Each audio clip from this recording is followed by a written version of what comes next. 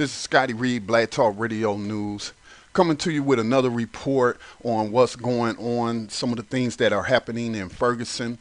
As you can see, I have on the screen for you St. Louis Post-Dispatch, and they have an article which is titled, Nation of Islam, Other Groups Call for Demonstrators to Leave Ferguson Area Before Dark. And it's a very short article. Apparently, they had a press conference today. I'll just read a little bit. A representative of the Nation of Islam stood with other community organizers today in front of the police department and said they would be encouraging demonstrators to leave the area by sunset. We don't want a repeat of what happened last night, said Akbar Mohammed, along with others, including representatives from the Universal African Peoples Organization and Black Lawyers for Justice at a press conference early this afternoon. So this occurred today. Earlier, it says, and I'm going to jump down here, the group had asked demonstrators to abide the curfew imposed by police. Now it's best if people leave by dark, leaders said. When asked what it would do to achieve peace or what it would take to achieve peace and justice in Ferguson, Mohammed said locking up the officer who shot Brown, Darren Wilson, is the key.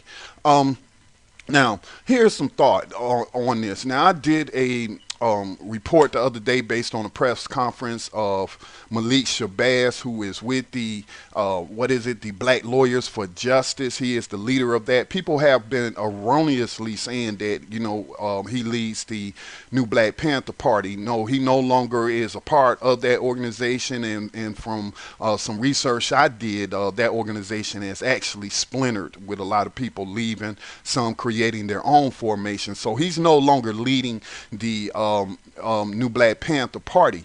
Now, I did a video showing you the racist language that he was using.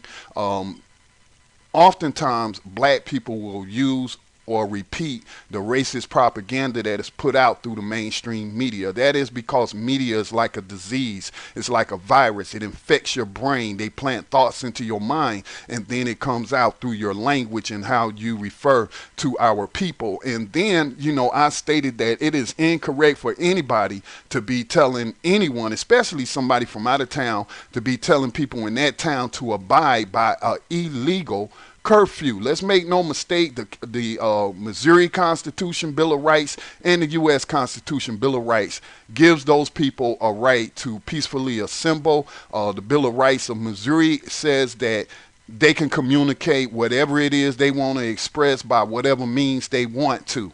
Okay, that is what the language of those documents of so-called freedom and liberty state. So why then would you have somebody telling you to submit to white power? All right, if you're representing as a symbol of black power, how are you going to tell black people or any other people that decides that they said this is wrong? This is, just letting this man get away with murder, then suppressing the speech of the people who want to come out and demand justice. No, you do not submit to white power. You do not do that. And we're talking about racist white power, which all the young people in Ferguson that I have talked to, that I have seen in interviews, they have said it's like Jim Crow down there. All right, they get written tickets, course, had to pay money and all of that. And last night, thankfully, the young people have not been listening to these outsiders who would have them submit to the racist white power structure in Missouri and in Ferguson. The governor ended up lifting the curfew because it's illegal. And the ACLU of Missouri has constantly been putting out information about the violation of the people's rights. Not telling the people to go in the house after dark, or if you're from out of town, you need to leave town, by sundown. Let me just give you some history of racism in America. They used to have what was called sundown towns. I looked it up on Wikipedia. It says a sundown town is a town, city, or neighborhood in the U.S. that was purposely all white. Now, in Ferguson, we got a majority black city, all right? Now, it says the term came from signs that were posted stating that people of color had to leave the town by sundown. They are also sometimes known as sunset towns or gray towns. It says that the history In some communities, signs were placed at the town's borders with statements similar to the one posted in Hawthorne, California, which read, "Nigger, don't let the sun set on you," in Hawthorne in the 1930s. All right. James W. Lowen, the Washington, D.C. based author, told the Washington Post in 2006 he found reports of thousands of such places, and sometimes the sign makers tried to get clever. Some came in a series like the old Burma shave sign saying, "If you can read, you better run. If you can't read, you better run anyway." So, sundown towns is what these black groups are calling for. Maybe they're ignorant of the history. Maybe, they just don't understand the power of symbolism and the power of words. And then to give the press conference in front of the Ferguson Police Department, we can look at that imagery, and say, that you're speaking for the police, that you're protecting the police. Now, I'm not going to say that's what you're doing, but, if your concern is for the people, your concern should be for the people's rights.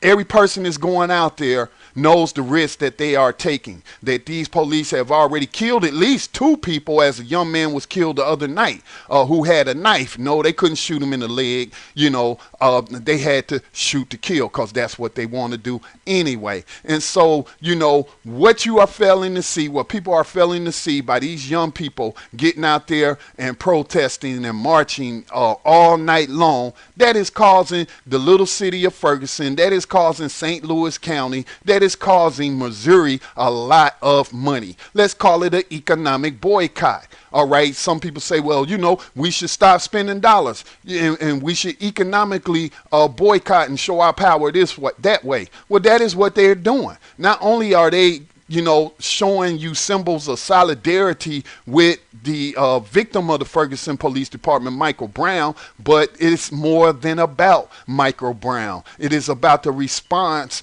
to his murder and the continuing oppression of the people's rights. What's the point of having rights if you're not ever going to stand up for them, if you're going to capitulate or surrender to white power just because they may be doing this or they may be doing that? I'm sure there are some provocateurs out there, but instead of telling people to go home after sundown, you should be telling people that you need to apprehend anybody that's doing any violence that's going to cause these police who are itching to kill you anyway to react inappropriately. I heard they shot some people last night and something happened over a water bottle. No, that is incorrect behavior, because the people are not armed, the people are not organized, they have no militias formed, and so they cannot meet violence with an adequate amount of counter violence. So it is best that it stay nonviolent, but nobody should be telling them to go home and to stop standing up for their rights. When has a rebellion ever been bloodless? When has a revolution ever been bloodless? And this is not a revolution.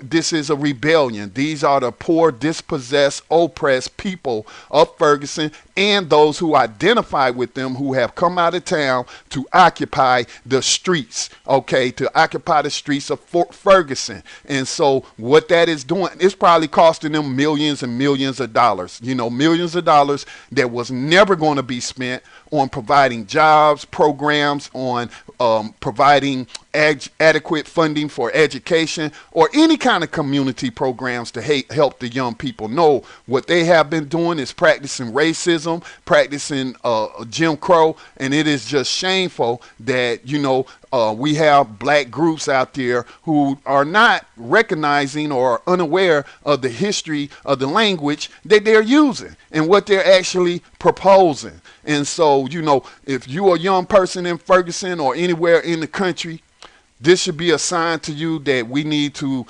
you need to start working to create autonomous organizations, all right?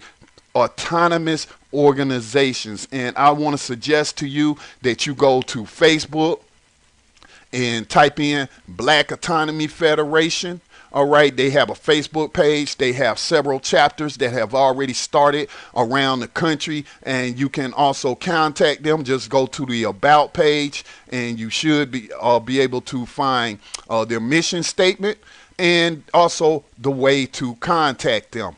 All right. It is time out for these organizations that are aligning themselves with corporations, who are aligning themselves with government, fascist governments, and they saying that they doing it for the people.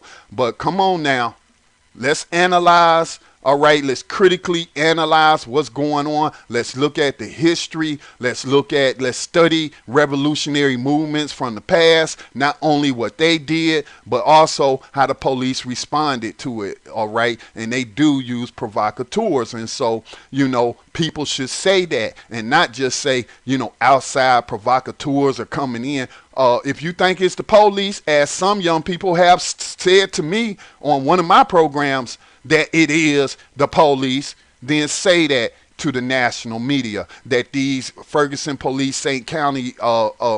Louis County police are engaged in COINTELPRO tactics. We've seen those tactics used in the past, as recently as the Occupy movement, sending police agents into the crowd to commit acts of violence and agitate things so that things will spiral out of control, and it makes the protesters look bad. That is how they try to repress people's movements, is to discredit them, to make them look like a bunch of violent, ignorant fools. And again, I keep hearing people today, even somebody talking about looting. Most of the people are not looting, and all of the people who have said there's looting going on said it is few people. And so again, common sense dictates to me that the police, that have a heavy presence out there, would do better to deploy themselves in front of the businesses and stop trying to keep people from marching up and down the street. Stop trying to intimidate people while you're violating their rights. And one last thing,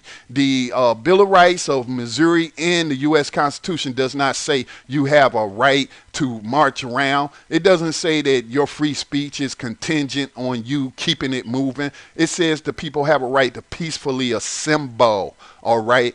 Peacefully assemble, and the Missouri Constitution says that they can do it by any means that they so choose, as long as they're not harming anyone else. All right, or their speech isn't slandering somebody. So it's just shameful to me that you have black groups out there calling them, who represent lawyers, but they're not telling the people what their rights are, and instead telling the people to go home after sundown, to get out of town after sundown. This is Scotty Reed, Black Talk Radio News.